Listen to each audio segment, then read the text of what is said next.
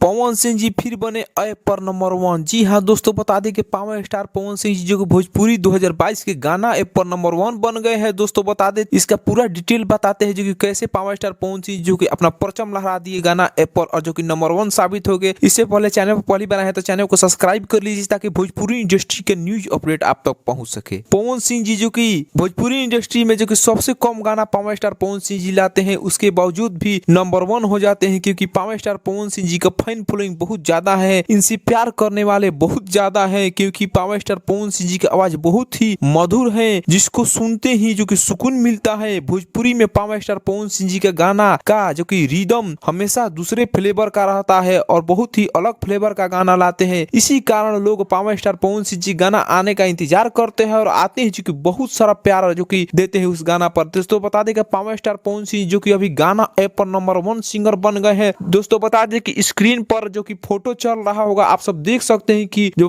Number 1 है भोजपुरी में अभी जो कि पावर स्टार पवन सिंह गाना हरी हरी ओढ़नी। तो दोस्तों आपको बता दें, ये जानकर आपको कैसा लगा कि पावर स्टार पवन सिंह जो कि नंबर 1 हो गए हैं गाना ऐप पर। आपका प्यार के बदौलत ही पावर स्टार पवन सिंह जो कि रिकॉर्ड बना रहे हैं बड़े बड़े, ऐसे ही प्यार बना के रखिए पावर स्टार पवन सिंह जी पर और इस चैनल पर ज्यादा से ज्यादा प्यार दीजिए ताकि भोजपुरी इंडस्ट्री की न्यूज आप तक पहुंचा सके। और चैनल को सब्सक्राइब कर लीजिए। और आपको ये वीडियो कैसा लगा पावर स्टार पवन सिंह जी का ये जो कि कारनामा जानकर आप कमेंट करके अपना राय दीजिए और वीडियो को ज्यादा से ज्यादा शेयर कर दीजिए। धन्यवाद।